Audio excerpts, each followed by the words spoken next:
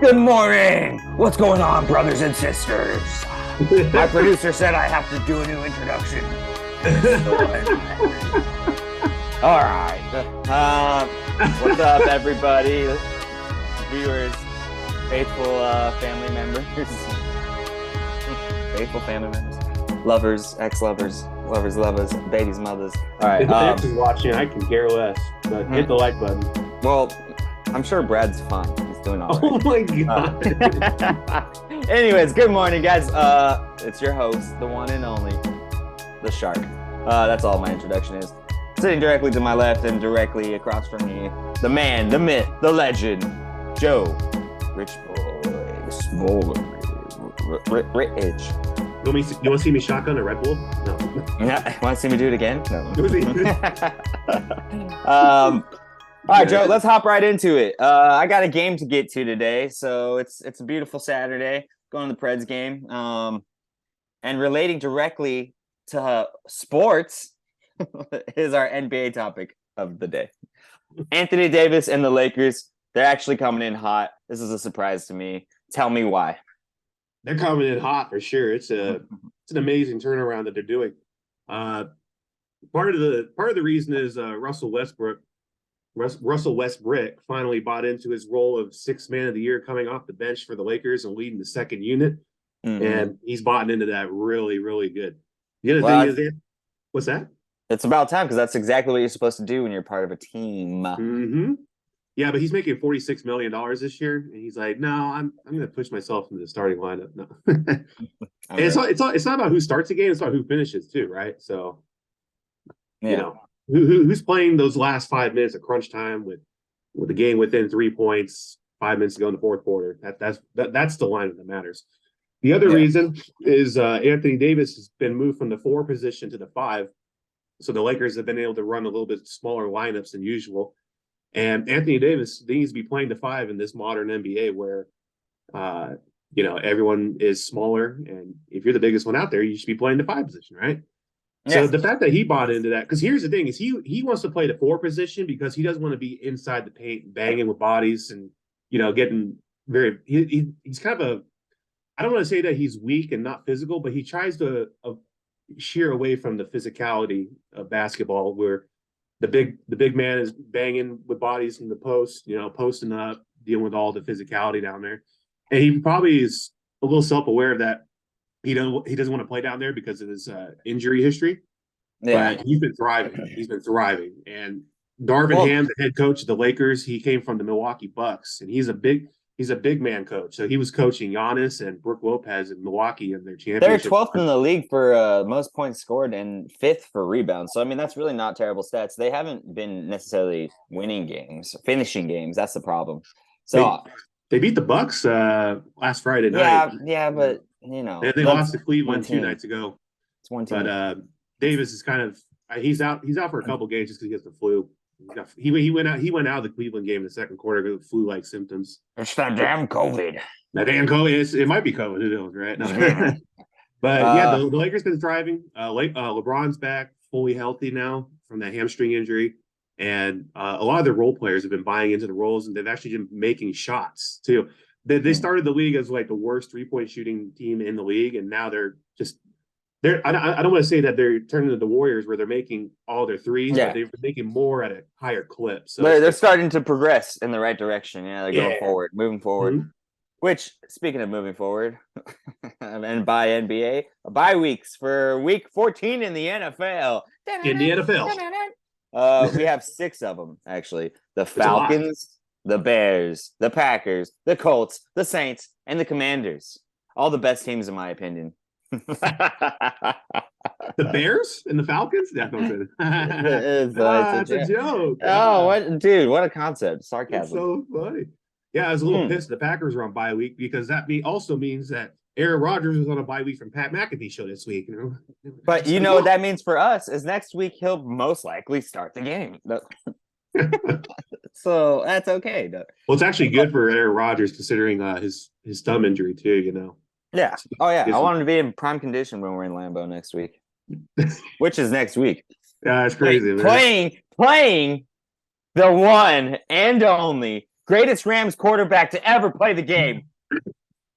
Baker fucking Mayfield, bro. Baker Mayfield. Baker. You've been baked. No. Let Baker bake.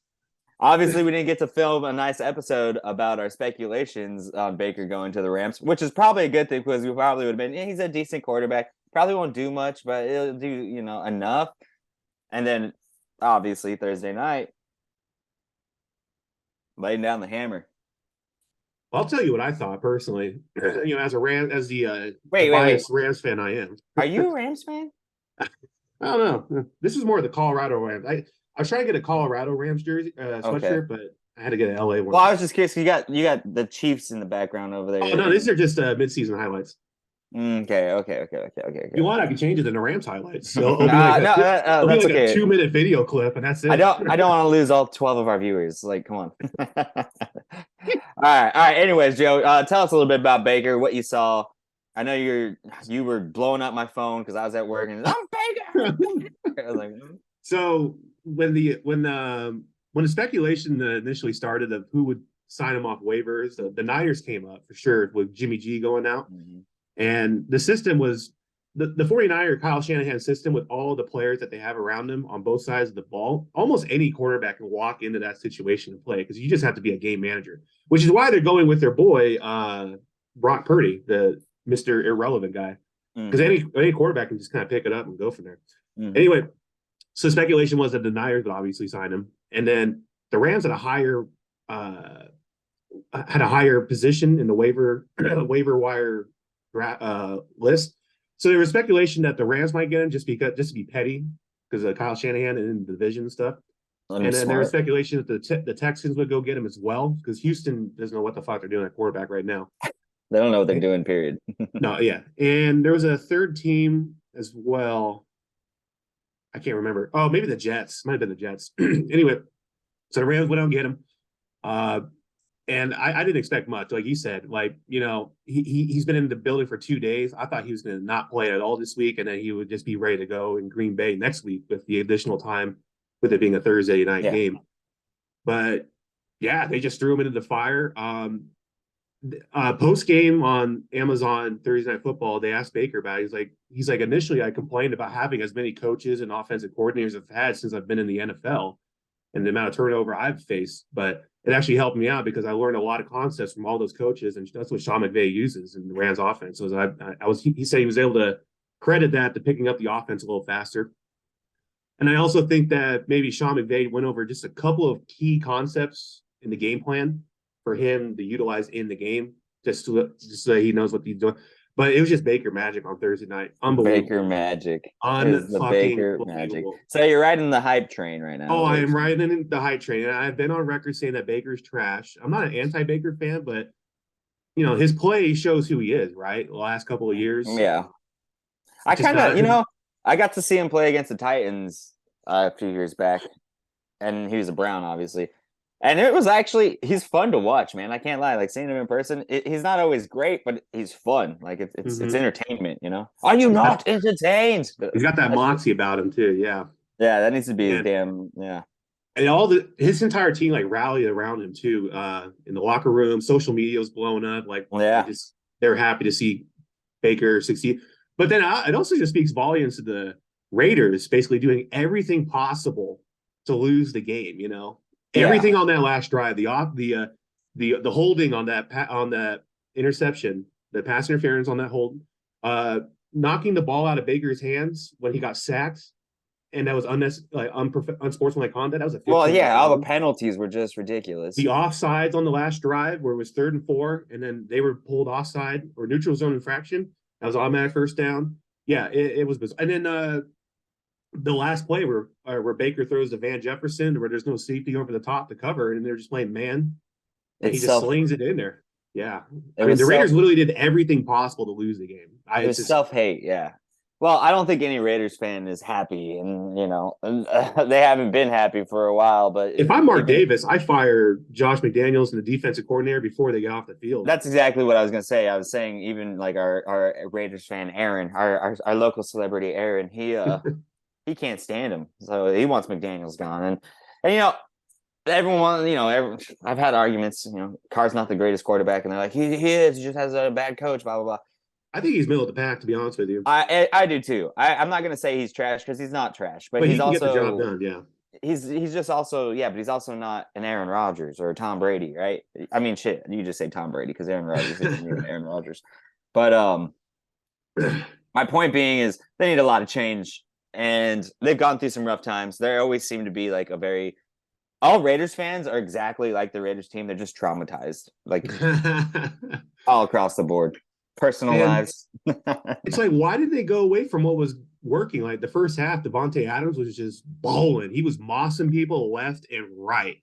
Yeah. And like when I was watching that, I was like, fuck, this is the Rams got no chance at all. If it works entirely the second half. If it works, you got to keep doing it, right? Exactly. And it's just like with the Packers. The Packers do that shit all the time. It's working, and like, oh my god! And then all of a sudden we're just like, okay, now let's stop doing that and try. Well, every team does that at some point. For some reason, they just stop doing what got them ahead and in the lead, and then the other team, gets some breaks and they score and they catch up, and they're like, oh shit, what do I do? Okay, all right. Let's keep moving. Oh, actually, I want to say one last thing. Like I said, I think Baker's fun, but I hate the fact that he always has to headbutt people without his helmet on. Oh man, what's his new thing, like, man?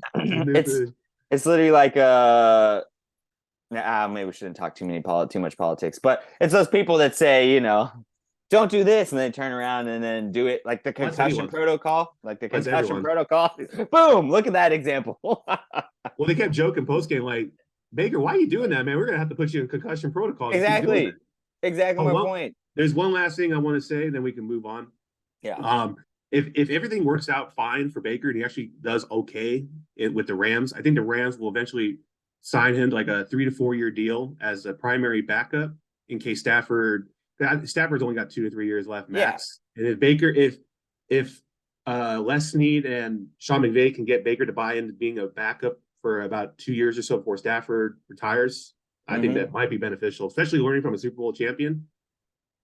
Might be beneficial for Baker to actually redcoat and sit behind. And honestly, I like it. I like it. He, like I said, he fits the play style. I mean, most people can just come in there and do it anyways, but he does it efficiently. And he makes it work. But that's also Baker's thing. He either makes it work or it just falls apart.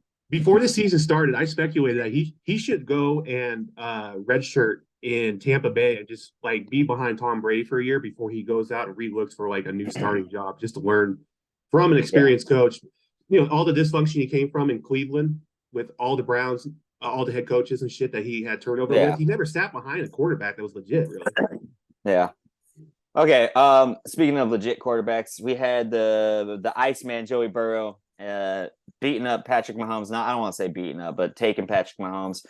Who do you think really won that game? Why do you think, and why? How? I think the Bengals organization won as a whole. Yeah, I mean, I like that answer. You like that? Yeah. Individually, Joe Burrow, that's the third time in a calendar year that he's beaten Patrick Mahomes 3 straight times, postseason and regular season. So, but I think it also just shows resiliency and that the Browns have actually built a solid foundation and a solid team right now. We talked about last week. Wait. The Bengals, not the Browns. Oh, I'm sorry. Thank you. Well, they're both in Ohio. You confused my brain. Yeah, so I mean, it's shown. I mean, we talked about their issues last week with the offensive line, but I mean, you just see them treading, in a completely. I think they're on another level. They're almost on that level with Kansas City, like even above them maybe. But I mean, they're just treading in the right direction. They did this without Joe Mixon last week. They did it with a still kind of injured Jamar Chase. I think he'll be fully healthy this week. And then but he still put up like 100. He still put up 100 yards. So yeah, fucked around and still put up 100 yards. Like the whole organization, the whole team, the defense stepped up too. The defense stepped up when it had to, which is huge because people say defense wins championships. They did last year with Aaron Donald. Joe Burrow's stat line, 25 of 31, 286 yards and 2 touchdowns. Completely efficient. Patrick Mahomes, 16 of 27, 223 and 1 touchdown. Mm-hmm. So I think pretty similar, but also, You say what now? I think it had a fumble loss as well. Oh. Like when he stretched out for the goal line? I don't recall. You might be right, but I don't recall. Yeah. Well, here's the thing. I mean, it's basically the top three teams in it right now in the AFC are the Bengals, the Chiefs, and the Bills. Well, the Bills, we got questions now that Von Miller is out for the year. Bills Mafia. Nah, I don't think it's going to be too big of a question, honestly. I think it's good for the narrative, but I don't think it's going to really affect too much. Defense wins championships. Von Miller helped the Rams too. A couple crucial sacks in that Super Bowl game. Yeah. Once again, it comes down game to game, anyways. Like anything could happen. You could get 0 sacks one week. We gotta keep moving forward here. I want to talk about Bill Belichick. End of an era. What do you think? What do you think is going on in his mind right now? Do you think he's going to start getting close to the end here? At this point, it's like the Patriots are just like treading water. You know, they're around 500. They might make a wild card. You know, Mac Jones, is he going to get any better? I think first off, they need to hire a legitimate offensive coordinator and not have the whole team basically be an offensive coordinator as they're doing it by committee. You know, Joe Judge, Dan Patricia. I don't think it's going to work. But at this point, Bill's looking at either a full rebuild or just, you know, treading water. And he's like 72 or something like that, you know? So how much more does he have left in it? I don't know how much fire and moxie he has as an individual, you know? I mean, you see what's his name in Seattle, Pete Carroll. He's like 74, but he's still getting fired up. Running around, yeah. That's exactly it. His whole attitude just changed. He's not the same guy. And, you know, he's not even doing commercials anymore. Like, no more Subway commercials. It's disappointing. When you can just tell, like, a lot of this goes for life, but people's energies just change. And then you kind of like, okay, what is this person going to do? They're checking out. His has definitely changed since Brady left. He has nothing really to get excited about is the problem. Mm-hmm. Right? Like, his defense isn't even the greatest defense right now. They're not even a top 10 defense. Yeah, exactly. Like, they're not even a halfway. 16th. And it's okay for him to walk away. He's going to walk away as the greatest head coach all time. He has all those rings with Tom Brady. So that's what I'm saying. Give him a time limit. Let's just speculate here. What do you think? 2 more years? 1 more year? I'm going to say 4 years max. 4 years max. Yeah. I'm going to cut that and just say 2. I don't think he's going to be around much longer. He doesn't really have a next person in line ready to take over either. I think he might be trying to look for that person. Joe Judge flared out in New York, and then Dan Patricia. Is it Mike Patricia or Dan Patricia? Matt Patricia, thank you. He flared out in Detroit, you know, and then now you got Josh McDaniels, who I think Josh McDaniels was supposed to be the next person to be the head coach in New England. Well, New England's probably like, yeah, they're yeah. Well, you remember when McDaniels got hired to be the Colts head coach, and then he backed out at the last minute before the press conference. Yeah, so I think that what's the owner? Robert. Oh God. The owner, Robert Kraft. I think he probably convinced Joe Judge to hang around in New England. Was like, dude, Bill Belichick's going to be retiring here soon. You'll be the next one in line. So, yeah, you're right. New England's looking around like, thank God we didn't make him our head coach. Yeah. I like Bill, but I can see him also like doing like ending maybe like this year or next year and just like doing something random, coaching like a soccer team or something. Just like, hey, you know, I can go prove I can be the best of this too. What if you went to college? Right. What if you went to the college ranks, you know? Yeah, that'd be a possibility. All right, Jimmy G, obviously out. My boy, dude, I have him in fantasy too. Damn. Rest in peace. No. Dude, I had Derek Carr in my fantasy quarterback. 5 points. I don't know why anyone would have him on their fantasy team. He's not good. Okay, anyways. Now let's move. Brock Purdy, he's gonna be in. He's Purdy boy. Let me tell you, 7th round pick out of Iowa State. Oh, I keep getting text messages. Sorry, I didn't make this. Anyways, how do you feel about Brock? I don't know. I haven't fucking seen enough. I know, but I mean, like, what is your speculation? Come on now, you like Baker Mayfield? He's gonna just step in and just own the night. Like, do you have any faith in him? Are you just all the Niner fans I talked to? They're rolling with him. There's no question. But they're ride or diers. Yeah, bang Niner gang. God, I know they kind of have to at this point. They have no other option. But listening to quotes from other 49 players, like, this guy does not act like a rookie. He calls people out. He holds people accountable. He holds himself accountable. Yeah. Based on how he looked last week, I'm sure he might be doing good. Dan Orlovsky was talking about him on NFL Live throughout this week, and he watched him at Iowa State because he was calling some of the games for the Yeah. The network. Yeah. for the network, whichever network it is, Yeah. SC network, whatever. Yeah. So Crap he's soup. like, yeah, he's like, I see some poise from him. I see what he can do. And he's like, with Kyle Shanahan, they're coaching him. There's no way he's just going to flare out and just completely fail. So we'll Yeah. see. We'll see. The whole speculation was that they'd go after Baker Mayfield or something, or maybe Zach Well, Wilson. well, speaking of, they just signed Josh Johnson off the Yeah, Broncos practice squad. They're pretty much they got like 8 quarterbacks, but all of them are like hurt. They just keep signing new ones. you gotta do what you gotta do. Well, Josh Johnson, he's been in the 49ers system for a couple of years, so he's aware of the Kyle Shanahan system and knows what's going on. Yeah. Let's Oh, see. fun fact. Fun fact about Johnson. He's been in the NFL for 13 years and a member of 14 different teams. There you go. There's your facts entirely. The most for a player in league history. That's talk about a journey, man. Yeah. I'm reading some notes here. Our producer just put them in. Speaking of, we need interns. Anyone interested? Go ahead and hit us up. Let's do You it. can Man. contact us at opinionsmostlypodcast@gmail.com. Anyways, all right. I want to briefly skim over a couple of things. Let's not spend too much time on them. But you got Kansas City at Denver this week, tomorrow, I guess. Obviously, Kansas City is going to blow them out of the water. But if you had to pick an alternate spread, how big do you think this is going to be? I don't think it'll be as big as you're selling it to be. This is a divisional game. Broncos know the Chiefs really well. Broncos, while they can't score points on offense, defensively, they can still hold teams accountable and keep them out of the end zone. I'm definitely picking the Chiefs to win this game. I'm picking it like 20 to 8, 20 to 10. 20 to 8, a safety in there, huh? Damn, that's a 20 to 9, 20 to 10, somewhere around there. I think one of the big games to watch is going to be Philadelphia at New York. That will be a big game for sure.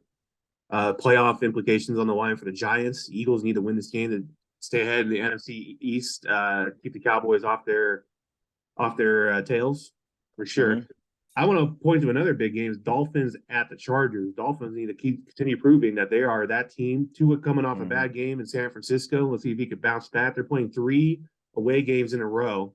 And it's the late game. And this one's it's a late game too. Chargers still a little shaky. The Raiders beat them last week, but then the Raiders had a prime chance to go 6-7 with beating the Rams, but they fucking floundered that. Yeah. The Chargers, they're 6-6. They need to stay in the hunt for the wild card picture in the AFC. So that'll be another big game too. Yeah, there's a lot of good games and weird games because there's a lot of injuries, like Baltimore, Pittsburgh, Lamar.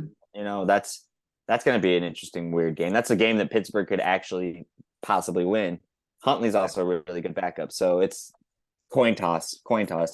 And then Tampa Bay at San Francisco. Yeah, that game's going to be nuts. Brock Purdy's going to be put on alert here. Tom Brady might have one of those fired up games because he's coming back home and maybe he wanted to be a quarterback for San Francisco, but then they're like, he's like, you're going to roll with that motherfucker? Brady will do Brady things. It might come down to a really low scoring game where the defenses are just on point, but Brady pulls one out of his ass. Yeah. Well, I mean, the kryptonite to Tom Brady is always a good defense and a shaky offensive line. We got those two combinations right now. That's a good point. Vikings at the Lions. Vikings Lions. Yeah, that's dude. The hype is that Detroit could upset. I don't see this happening.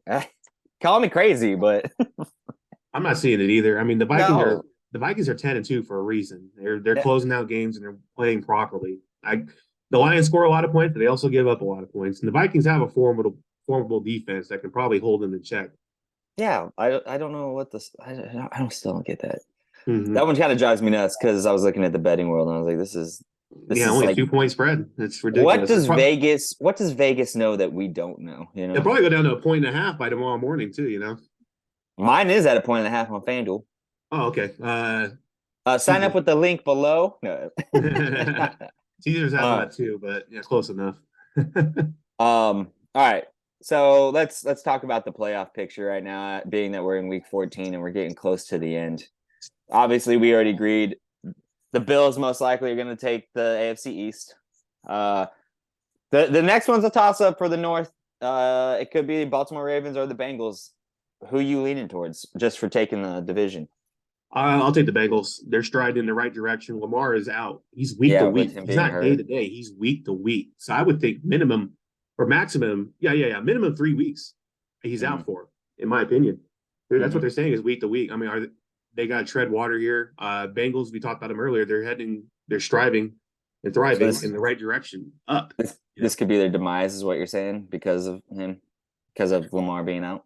Yeah, I think just Lamar being out, they might lose. They'll probably slip a little bit in that division and just lose the first place position. I think it's possible. I'm leaning towards that more than the Ravens winning out that division entirely. Yeah, so the Ravens have the Steelers, then the Browns, and the Falcons, all formidable opponents. And the Browns, that's a divisional game. So if the Browns beat the Ravens, yeah, and then knock them down. Deshaun Watson's playing. I mean, he's going to have 2 more weeks under his belt when they meet up this week and next week. So it's possible. I mean, he did absolutely garbage. He did nothing. I mean, he's useless, but their defense stepped up big time last week. AFC South, and special teams. AFC South, the Titans, right? Titans, they're winning that outright. Yeah. There's no question. And then AFC West, Kansas City, maybe the Chargers, they're not going to clinch that division, don't get me wrong, but, they sneak in wild card, you thinking? Yeah, Chargers, they'll get a wild card for sure. Chiefs will win that division outright. There's no question. Yeah. Chargers will be in the wild card for sure. Broncos are out. Raiders are out in that division. Yeah. I think the strongest one's still the AFC East. And, it's got Buffalo Bills, Dolphins, and the Jets.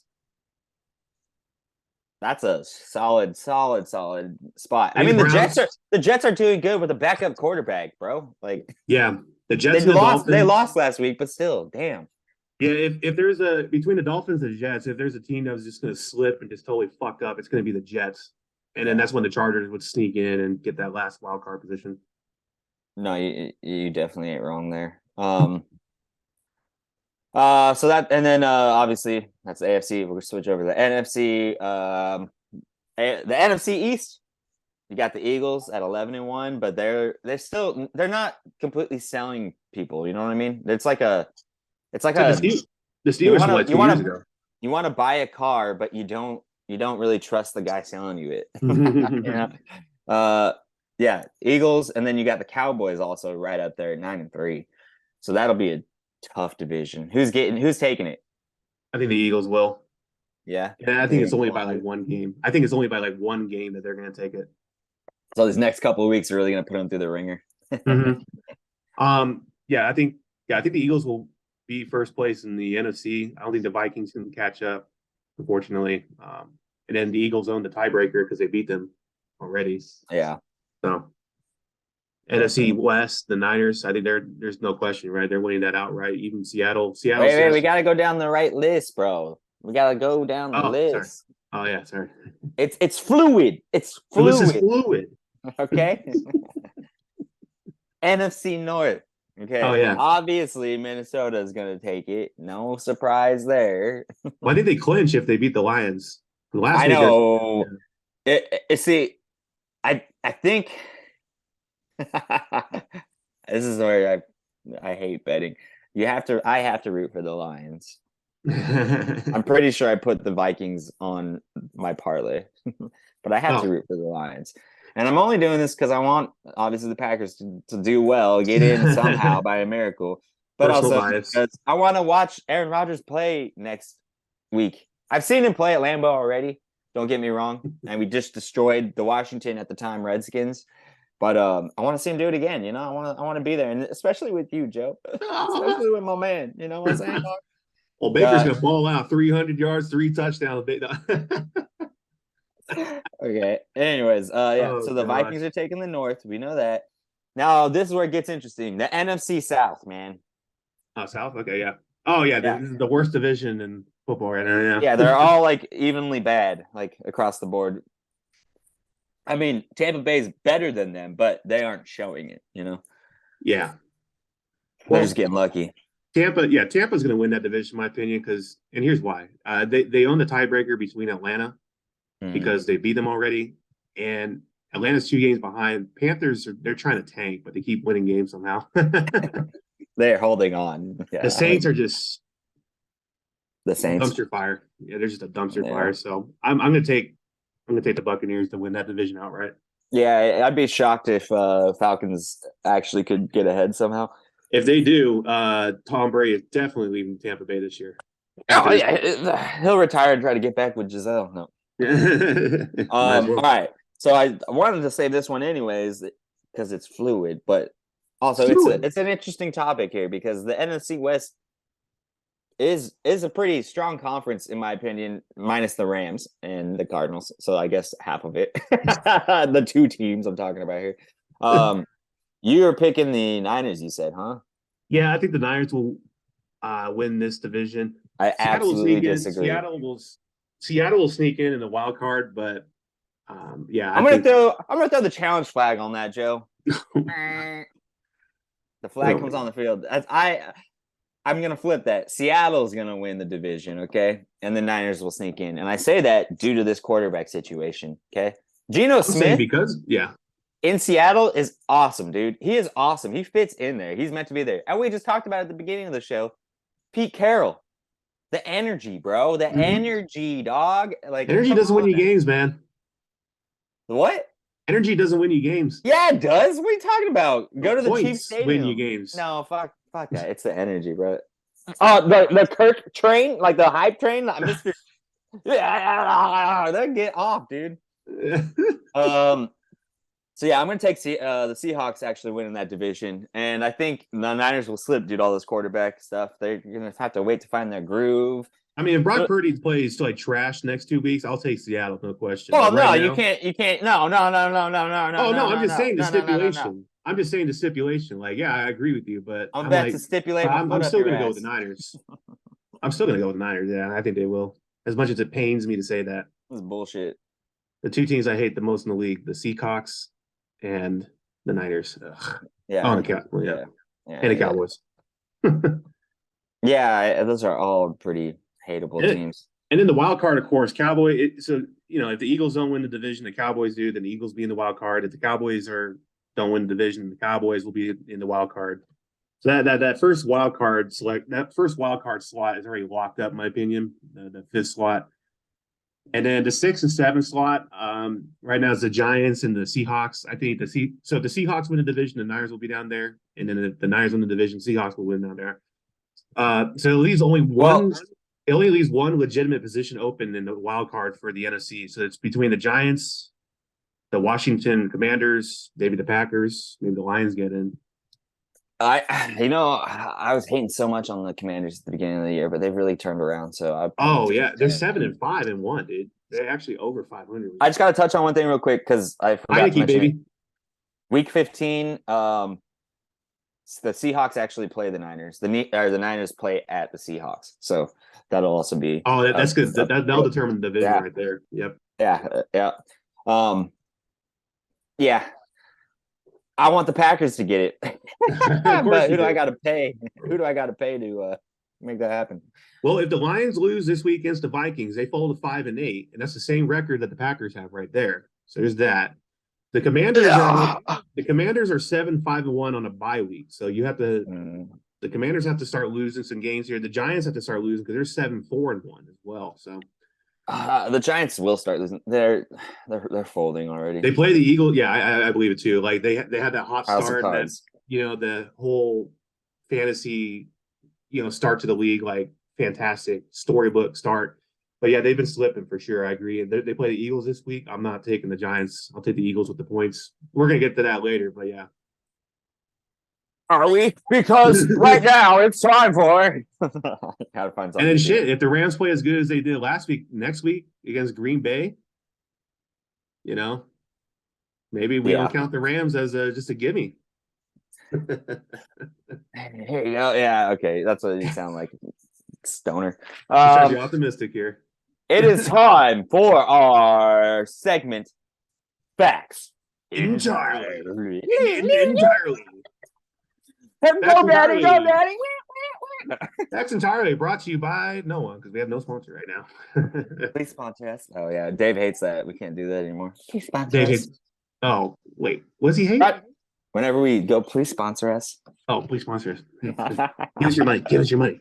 Brought to you by Home Depot Christmas Tree Farms. Home Depot, just cut it. No, I don't know. Just cut it. You can do it. We charge you for it. While doing my diligent research on the intranet for various random facts of the NFL, let's hear it. I came across another one here. There's only 3 players in the history of the NFL that have played more than 300 games that were not a kicker. I think one of them we can probably guess right now, right? Tom Brady. I think that's a pretty easy one to guess. Brett Favre. Correct. Brett Favre's another one. And then the third one is Jerry Rice. These are the 3 players in the NFL that have played more than 300 games that were not a kicker. Not a kicker. Is there a kicker list? I didn't look that up, but I'm sure Adam Vinatieri's up there, Yeah. Good old Vinny boy. No. He played till he's like 45 or something like that. So what about Greg DeLeg? Greg DeLeg? No, he's not there yet. Greg Zuerlein? No, he's not there yet. What about your boy Matt Crosby? Pat McAfee? No, not Matt Crosby. What's his real name? Come on, Joe. You got this. Starts Matt Crosby. M.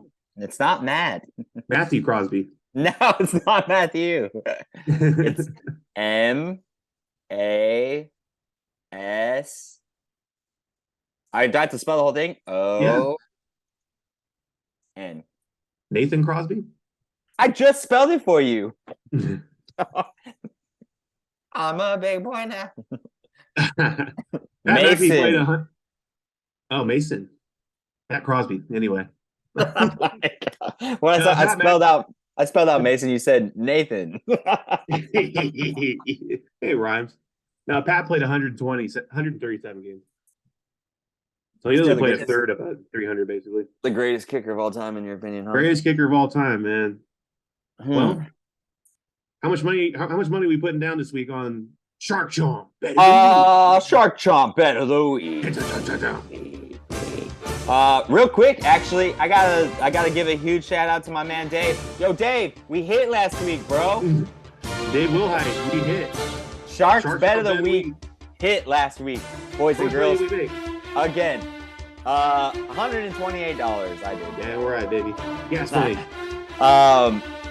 I did actually a bunch of other bets and put on shit. But my point is, we've hit several weeks now. We're on a hot streak, and this week is no different. We're like the Bengals. We're treading up. Hey, no. Or the Washington Commanders. No, I don't want to be like them. No, all right. I got a 4-leg parlay this week. Like we talked about earlier, I'm taking obviously the Minnesota Vikings against the Lions, and I'm getting a point and a half. A point and a half. Yeah. We're taking the points. Yeah. I mean, I don't know why you wouldn't take it when the bet is literally the same. It's negative 106, and then if you just take them to win, it's negative 106. So I'm going to take the 1.5 points for free because why the hell not? So Minnesota. Then I got the Tennessee Titans over the Jacksonville Jaguars, taking the money line. 3.5. All right. All right. Nope. Well, I'm not taking that. I'm just taking the money line. Which money line. Sorry. Bet. It's all right. It's all right. Joe's learning here, guys. And then I was going to pick the Pittsburgh Steelers, but because I didn't feel so confident about that, because Huntley's not a bad quarterback, I'm just going to take the over of 36.5 points. I don't like playing over-unders, but 36.5 points, you could have a couple touchdowns in there, and then you're already there. So I would take the under, but all right. 36.5 points, dude. I can see the game going 21-17. That's over. Well, that's why we call it gambling, right? Yeah. That's why we call it gambling. Well, if you feel more comfortable with the under, you guys take the under. You guys do what you got to do to get the bag. All right? It's your money. It's your money. We're just here to advise where it goes. To tell you how to use it. We're your financial. Even though we don't agree on all the bets. No, but that's the point, right? So put half the money on the over and half the money on the under. and then you'll get $0. Okay. And then last but not least for my 14 parlay, of course, I'm rolling with the Kansas City Chiefs over the Broncos. Money line, or you take the points? It's the money line. Tell me I'm wrong. It's 9 points. It's 9 points. I could see them not covering. It's a division. Yeah, and that's what I'm saying is like if anything, you might want to take the Broncos plus the 9 points just because it might be a close game. But I'm not comfortable with that.